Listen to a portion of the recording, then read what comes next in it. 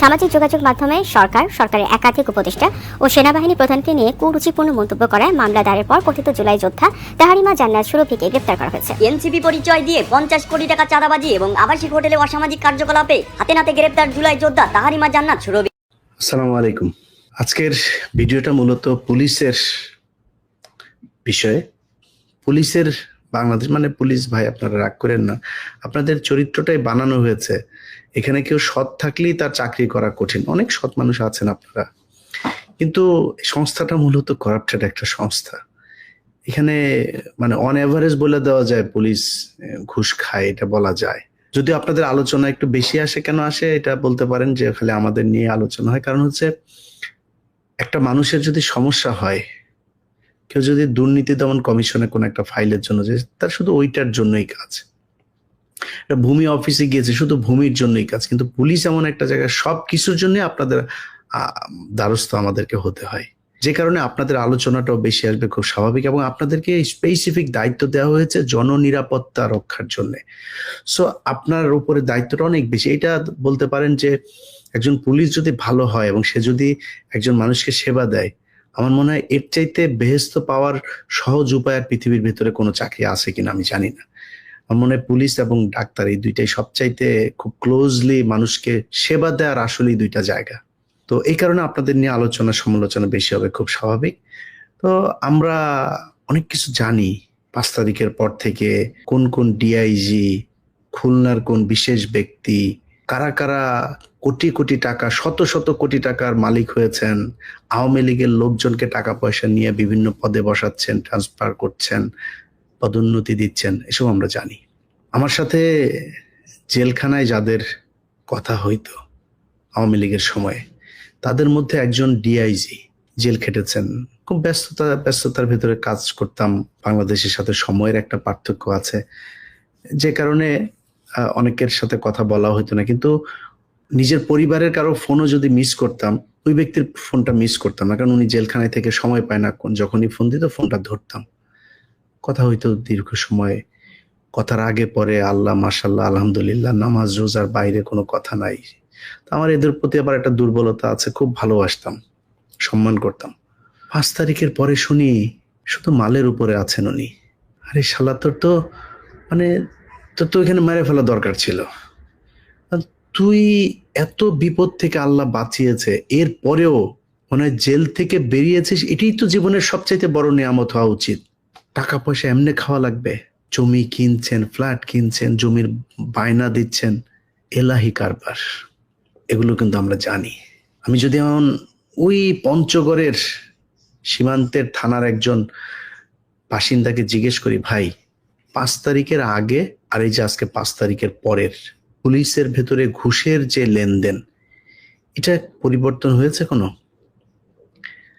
আমি একদম নিঃসন্দেহে বলে দিলাম, অনেক মানুষ আমাকে জবাব দিবেন যে ভাই কিছু কিছু ক্ষেত্রে আগের চাইতে ভয়ঙ্কর অবস্থা। কারণ আগের যারা ছিল, 5 তারিখের আগে যারা ছিল, তারা তো অলরেডি খেয়ে পেট টেট মোটা হয়ে আছে। ছেলের নামে, ছেলের বউর নামে, মেয়ের নামে, জামাইয়ের নামে, মেয়ের শ্বশুর বাড়ির নামে, নানান জনের নামে টাকা পয়সা, বাড়ি গাড়ি করে, জমি জায়গা কিনে, ব্যাংক ট্যাঙ্ক সব বোঝাই করে এরপরে বিদেশে পাচার করেছে। তাদের পেট অলরেডি মোটা। তারা তখন ওই হস্টজ করে এসে এখন একটু সম্মান টম্মান কমানোর জন্য এলাকার মানুষজনদের ঈদে যায়, জাকাতে শাড়ি টাড়ি দেয়। কিন্তু এখন যারা এসছেন 15 বছরের অভুক্ত ভুকা নাঙ্গা, ওনারা এসে যা পাচ্ছেন তাই খাচ্ছেন। কে বিএনপি আওয়ামী লীগ কি কোনো দেখা দেখি নাই আর।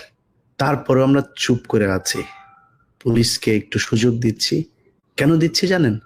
কারণ আগের মতো ওই যে দাড়িওয়ালা টুপিওয়ালা লোকজনকে ধরে নিয়ে যায় না, এখন আর ক্রস ফায়ার হয় না, গুম হয় না, খুন হয় না, বিএনপি জামাত করার কারণে কাউকে ঘর থেকে বাইরে যেয়ে থাকতে হয় না। এই কারণে চুপ আছে। এবং এই ভারতীয় আধিপত্যবাদ যেটা আর আওয়ামী লীগ, এদের বিরুদ্ধে আপনারা কাজ করবেন। এই স্বপ্ন থেকে আপনাদের অনেক কিছুকে আমরা, কারণ রাতারাতি তো সম্ভব না। আমি যদি এখন বলি যে সব ঘুষমুক্ত হয়ে যাবে, কোনো জায়গায় হবে না, শুধু পুলিশ হবে, এটা মনে করার কোনো কারণ নেই। দেশটাই দুর্নীতি দিয়ে ছেয়ে গিয়েছে। এটা সেই শেখ মুজিবের হাত ধরে এই দেশে ঢুকেছে, এখনো আছেই। কিন্তু আমরা যেটা চাই সেই জায়গাটা কি ঠিক আছে? আপনাদেরকে যে এত কিছু ছাড় দেওয়া হবে, কেন ছাড় দেওয়া হবে? বাউফল থানার ওসি, সেই বাউফল থানার ওসিরে আমি একদম তার প্রমাণ সব সহ সেখানে নিউজ গেল।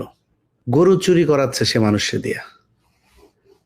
খোঁজ নেন এলাকায় যায়, আইজিপি পর্যন্ত তার সেই নিউজ আমি পাঠালাম। সে ওসি চ্যালেঞ্জ করে, এলাকার মানুষের কাছে চ্যালেঞ্জ করে, তারে নাকি স্বরাষ্ট্র উপদেষ্টাও নাকি তারে বাউফল থানা থেকে সরাইতে পারবে, সে নাকি এত বড় পাওয়ার নিয়ে আছে। তো সে ওসির এখন পর্যন্ত সরানো হয় নাই, কিচ্ছু বলি নাই। ঠিক আছে, ওসি তো তারা সরান নাই, ওকে ঠিক আছে। ওসি আর কি করবে এক থানার ভেতরে?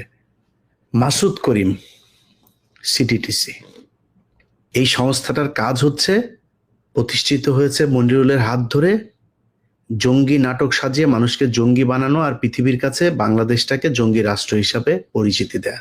সে মাসুদ করিমকে এনে 5 তারিখের পরে বসানো হলো সিটিটিসি। বেশ কয়েকদিন বলেছে এই মাসুদ করিমের নাম, আজকে হাতে ধরায় তারপরে বলে দেই মাসুদ করিম কে, সেটা আপনারা দেখেন একটু।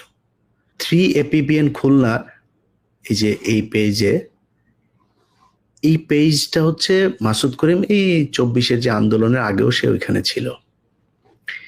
24-এর আগস্টে জুলাইতে আন্দোলন না, এই মে পর্যন্ত আওয়ামী লীগের বিভিন্ন প্রোগ্রামে ওর আব্বা শেখ মুজিবের প্রতিকৃতিতে ফুল দিতে গিয়েছেন আমার ট্যাক্সের টাকায় চলা ইউনিফর্ম পরে। সেই ব্যক্তি আজকে এসে নিজেকে ডিপ্রাইভড দাবি করেছে, বঞ্চিত দাবি করে তারপরে তিনি সিটিডিসির মতো একটা সংস্থার প্রধান হয়ে তিনি বসে গিয়েছেন। এখন যে ভালো হয়ে গিয়েছেন সেটাও না। প্রথম ওরিয়েন্টেশনে মাসুদ করিম তার অফিসারদেরকে বলেছেন যে এটা মনিরুল স্যারের নিজের হাতে গড়া একটা প্রতিষ্ঠান, আমাদের এর সুনাম ক্ষুণ্ণ রাখতে হবে। সেই সুনাম ক্ষুণ্ণ রাখতে গিয়ে তিনি কি করছেন? একজন অফিসার, তিনি, তাকে আমি পাঠিয়েছিলাম ওই আওয়ামী লীগের বিভিন্ন পেজে, তারপর ওই যে হোয়াটসঅ্যাপ গ্রুপগুলোর ভিতরে তারা ওই যে নাশকতার যে পরিকল্পনা করছে এরকম কয়েকজনের নাম্বার সহ আমি একটা ভিডিও পাঠিয়েছিলাম, ভাই এটা একটু দেখেন। তারা চেয়েছিল একটা অভিযান চালাতে, এই নাম্বারগুলো ধরে ধরে তাদেরকে ধরার জন্য। দেশেই আছে তারা। মাসুদ করিমের কাছে যখন পারমিশন আনতে গিয়েছে, মাসুদ করিম তাকে বলেছেন যে ছাত্রলীগ ধরা আমাদের কাজ না, উনি শুধু জঙ্গি ধরবেন, বাংলাদেশে প্রচুর জঙ্গি ধরবেন উনি। সেই জঙ্গি ধরতে গিয়ে এই গতকালকে ওই উত্তরা থেকে 3-4টা বাচ্চা ছেলেকে ধরে এনেছে, নিরীহ একদম ইনোসেন্ট ছেলে পেলে, মেধাবী ছেলে পেলে, তাদেরকে ধরে এনেছে। এই তালিকা তিনি কোথায় পেয়েছেন? আওয়ামী লীগের সময়ের যে তালিকা, সেই তালিকা দেখে তিনি এখন অভিযান পরিচালনা করছেন। সেই মাসুদ করিম আপনার শেখ মুজিবের জন্মদিন 15ই আগস্ট, শেখ মুজিবের স্বদেশ প্রত্যাবর্তন দিবস থেকে শুরু করে মুসলমানি দিবস, সব দিবসে গিয়া তিনি এই ফুল টুল দিয়ে আসতেন। এখানে এসে তিনি এডিসি নাজমুলের কথা, আপনারা বহুল প্রচলিত এই নাম, এডিসি নাজমুলকে তিনি তার দলে রেখেছেন। এরকম আরো বেশ কয়েকজন আওয়ামী ঘেঁষাব অফিসারকে এনেছেন, যারা শেখ হাসিনার সময় বিভিন্ন ধরনের জঙ্গি নাটক সাজানোর ওস্তাদ, এদেরকে তিনি দলে এনেছেন, তাদেরকে নিয়ে এই কাজগুলো করছেন।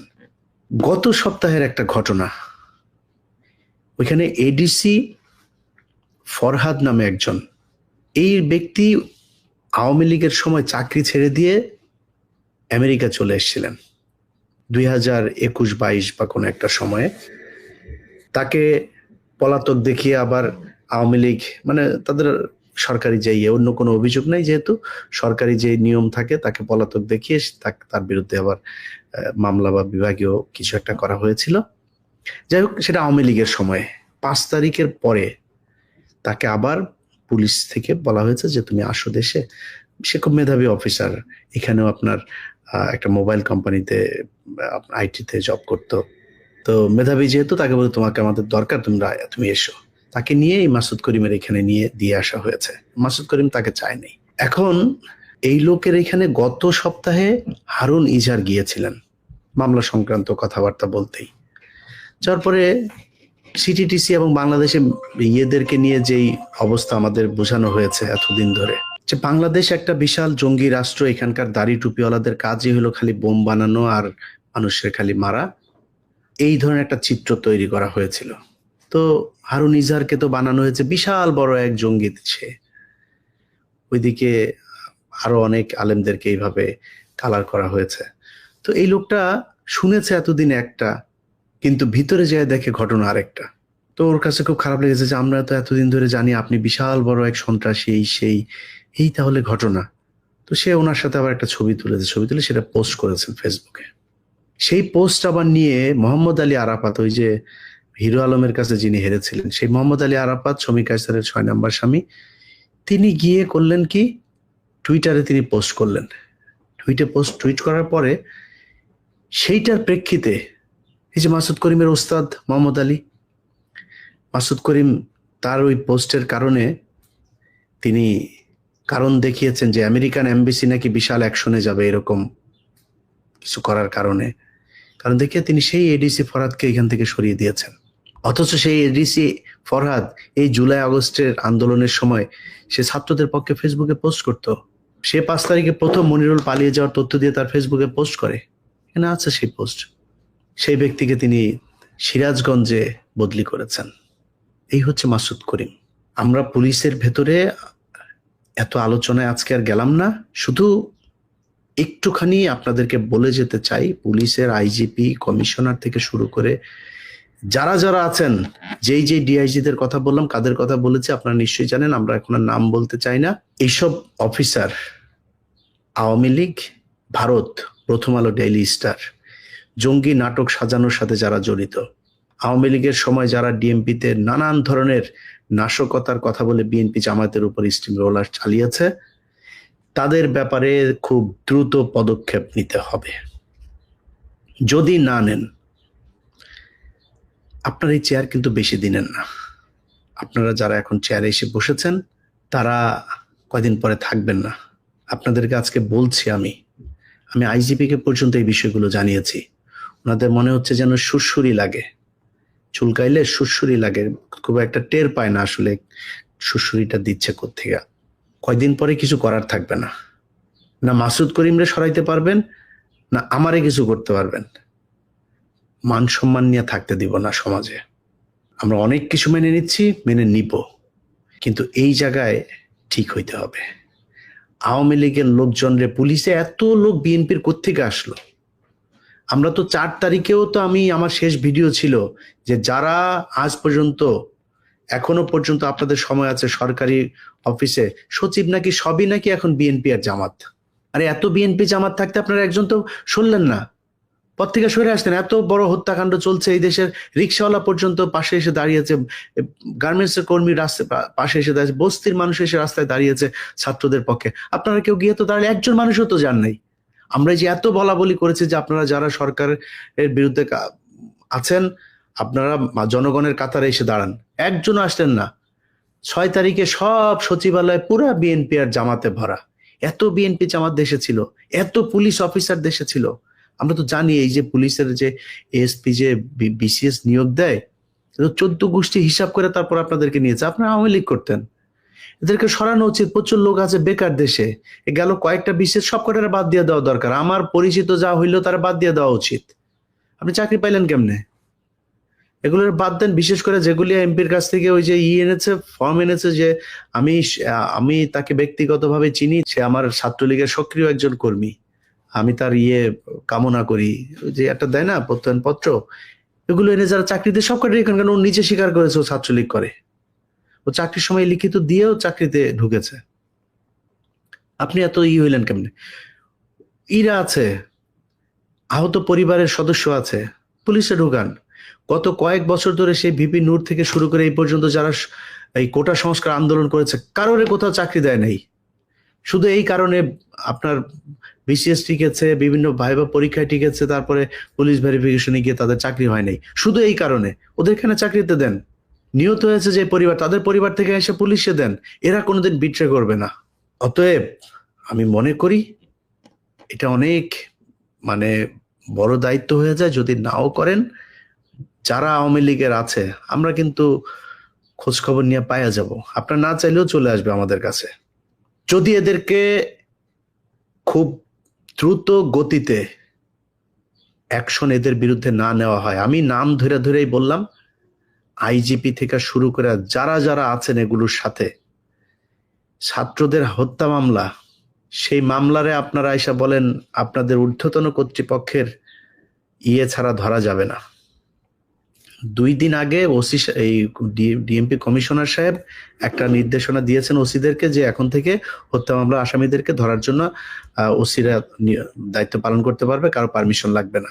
এই আওয়ামী লীগের ইদানিং মিছিল টিছিল শুরু হওয়ার পরে এই দায়িত্ব দিয়েছেন, এই 2 দিন আগের সিদ্ধান্ত এটা। অতএব আমরা আপনাদের ব্যাপারে অনেক ছাড় দিব। আমাদের এই যে দাবি 5 তারিখের আগে থেকে এখন পর্যন্ত ওই জায়গাতেই আছে। আমাদের কোনো দয়া করা লাগবে না, আনুকূল্যতা দেখাইতে হবে না। আপনার কাছে ভাই চাকরি চাইতেও যাই নাই, এটা বললাম যে গ্রামের গরিব মানুষ আছে, ভাই একটা চাকরি নিয়ে দে, মনে করে আমি মনে হয় বিশাল প্রভাবশালী বললেই মনে হয় চাকরি হয়ে যাবে। আমি তো এই ধান্দাবাজি করি না, কিন্তু মানুষের উপকার করার দরকার। তারপরে আপনাদের কাছে যাই না যে ভাই ওর একটা চাকরি নিয়ে দেন, কিন্তু আপনারা ক্রিম খাবেন, টাকা পয়সা জমাবেন, আওয়ামী লীগের লোকজনের নিয়ে ঘর সংসার করবেন, কিছু বলবেন, এটা মনে করার কোনো কারণ নেই। সো পুলিশে যখন ধরা শুরু করবো না, চোখে মুখে অন্ধকার দেখবেন। ভালোই ভালোই আওয়ামী লীগের হত্যা মামলার আসামি যেগুলো আছে এগুলো ধরেন। আইন মন্ত্রণালয় গতকালকে আইন পাশ করেছে, আইন মন্ত্রণালয়েও হত্যা মামলার আসামিরা তাদের এই মামলা থেকে তাদের নাম প্রত্যাহারের আবেদন করতে পারবে। আসিফ নজরুল গতকালকে নিয়ম করেছে। পুলিশকে বলবো, যদি নাকি আপনার এলাকার আওয়ামী লীগের এই লোকজনের না ধরেন, পুলিশের ঊর্ধ্বতন যারা আছেন তারা যদি এই আওয়ামী লীগের লোকজনের এখান থেকে না সরান, তাহলে আপনাদের বিরুদ্ধে কিন্তু আমরা দাঁড়াবো। যদি শান্তিতে থাকতে পারেন থাকেন, দেখা যাক কারা কত শান্তিতে থাকতে পারে। আল্লাহ হাফেজ।